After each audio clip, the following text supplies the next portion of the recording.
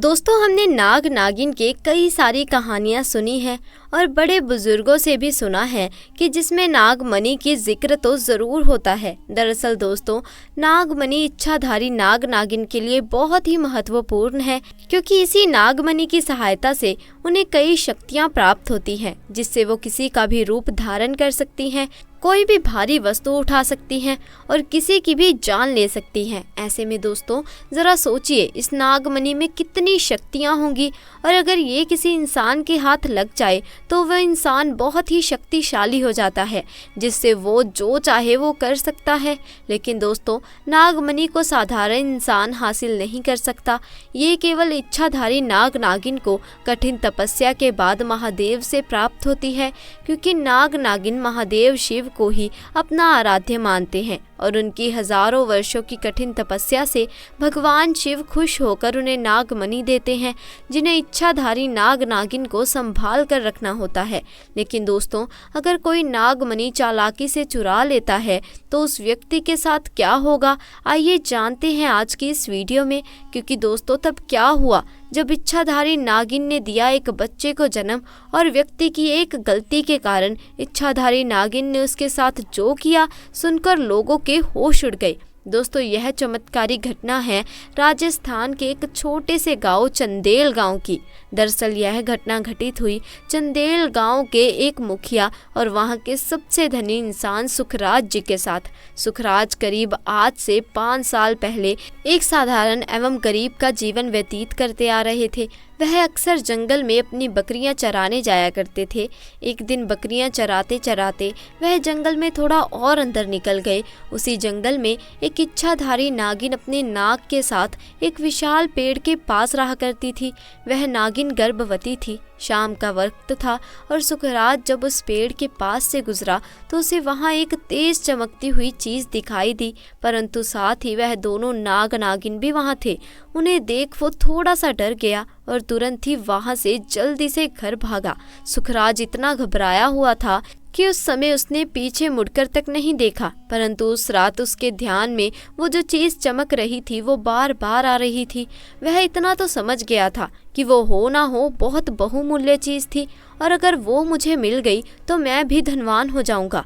परंतु सबसे बड़ी मुसीबत थी वे दोनों नाग नागिन। अगले दिन वो वापस जंगल उसी पेड़ वाले स्थान पर गया और कुछ दूर खड़े रहकर छिपकर उस पेड़ के पास रह रहे नाग नागिन को देखने लगा। कुछ देर देखने के बाद उसने ध्यान दिया कि नागिन तो गर्भवती है।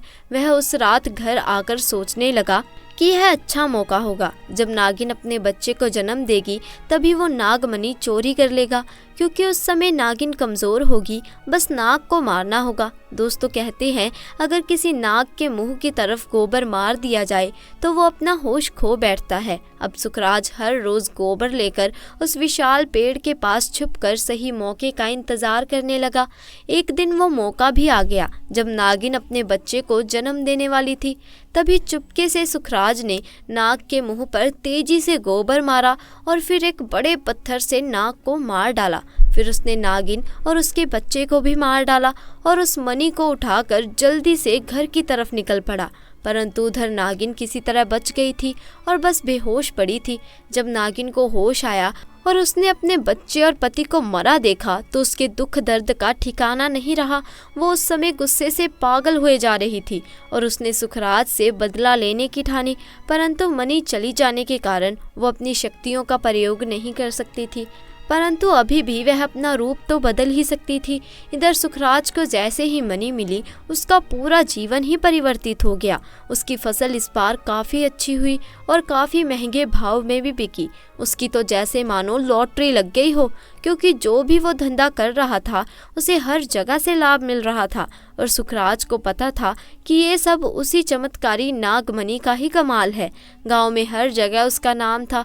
सुखराज के इस रुतबे को देख एक अच्छा रिश्ता सुखराज के लिए उसके पास ही के गांव से आया और नंदनी नाम की एक सुंदर स्त्री से उसका विवाह संपन्न हुआ। नंदनी अपने पति सुखराज को बहुत प्यार करती थी और बहुत इज्जत देती थी। दोनों एक दूसरे का कदम कदम पर साथ निभाते।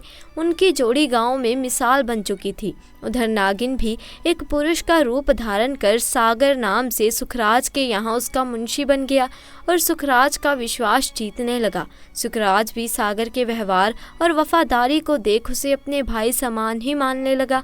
एक दिन नंदनी अपने पति सुखराज के पास आती है और बताती है कि तुम पिता बनने वाले हो, मैं गर्भवती हूँ। यह सुन सुखराज की खुशी का ठिकाना नहीं रहा। उस दिन वह खुद अपने मुंशी सागर के पास गया और बोला कि देखो सागर, मेरा कोई भाई नहीं है, परंतु जब से तुम्हारा साथ मिला है तुम मेरे सगे भाई से कहीं अधिक बन चुके हो। आज मैं बहुत खुश हूँ, इसलिए मैं आज अपनी पत्नी और तुम्हें एक खास जगह ले जाना चाहता हूँ, क्योंकि मेरा इस दुनिया में तुम लोगों के सिवा कोई नहीं है। और वो अपनी पत्नी और सागर को कार में बिठाकर गांव के एक कोने में ले जाकर कार एक छोटी सी कुटिया के सामने रोकता है और बताता है कि जब वह छोटा था तब इसी कुटिया में उसकी माँ की जान उसे जन्म देते हुए चली गई थी। उसके पिता तो पहले ही गुजर चुके थे। तब एक बूढ़े बाबा ने उसकी माँ को वहीं दफना दिया और सुखराज को उसी बूढ़े बाबा ने पाला था। सुखराज बताता है कि जब भी उसके साथ कोई बुरी घटना होती या वो दुखी होता तो वो बस इसी कुटिया के पास चला आता। यहाँ उसे एक अनोखे सुकून का एहसास होता। सुखराज आगे बताता है कि आज तुम दोनों को मैं इसीलिए यहाँ लाया हूँ क्योंकि तुम दोनों अब मेरी ज़िंदगी का एक अहम हिस्सा बन चुके हो। दोस्तों, यह सुन सभी की आंखों में पानी भर आता है। कुछ देर रुकने के बाद जब वे वापस पहाड़ी से होते हुए घर को जाते हैं तो अचानक उनकी गाड़ी पहाड़ी पर एक बड़े से पत्थर से टकराती है और गाड़ी को जोर का झटका लगता है, जिसके कारण सुखराज तो कार में ही फंसा रहता है, परंतु उसकी पत्नी नंदनी पहाड़ से नीचे गिर एक पेड़ पर अटक जाती है और उस पेड़ के ठीक नीचे बहुत गहरी खाई थी।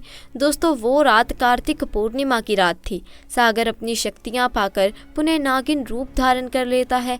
सुखराज सागर को देख चौंक जाता है क्योंकि सागर अब पुनः नागिन में बदल चुका था।